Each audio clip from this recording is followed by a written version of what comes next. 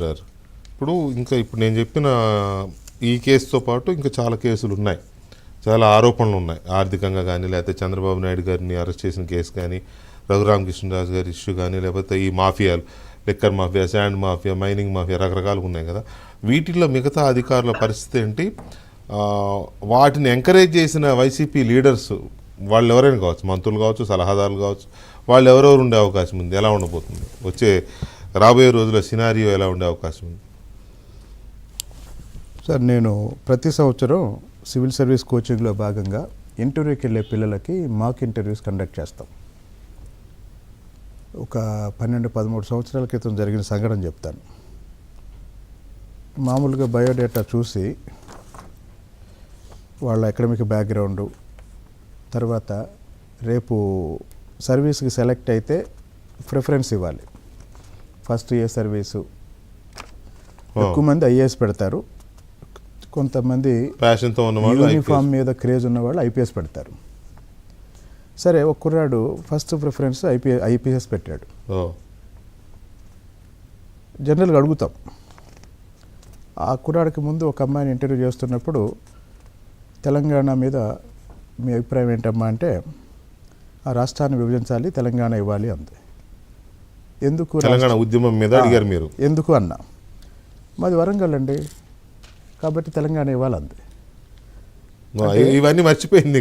అంటే తెలంగాణ అనేది తనకు అది గుర్తొచ్చింది. అంటే ఒక సర్వీసో లేకపోతే సివిల్ సర్వీస్ ఇంటర్వ్యూలో ఒక ఆన్సర్ చెప్పేటప్పుడు చాలా హేతుబద్ధంగా ఉండాలి, వ్యక్తిగత స్థాయిలో ఉండకూడదు.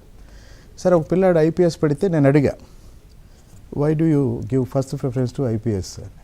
వాడు చెప్పిన ఆన్సర్ ఏంటంటే, వాళ్ళ ఇంటి పక్కన వాళ్ళకి గొడవలు ఉన్నాయి, వీడు పోలీస్ అవ్వాలి, వాళ్ళని అరెస్ట్ చేయాలి.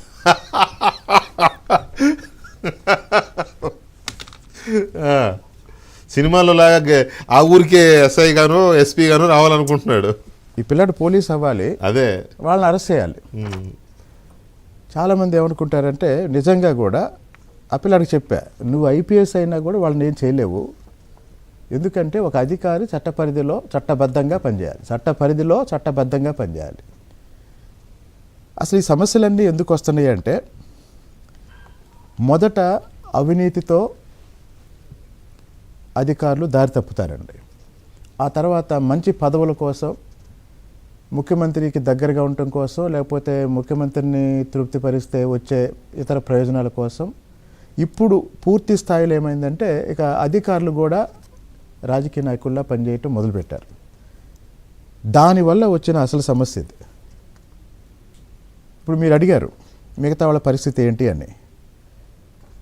ఈరోజు బహుశా మీ పత్రికలోనే అనుకుంటాను, కొన్ని పేర్లు చూశాను నేను, ఆంధ్రజ్యోతిలోనే. చంద్రబాబు నాయుడు గారి చిత్తూరు పర్యటనలో ఇబ్బంది పెట్టిన అధికారులు ఉన్నారు.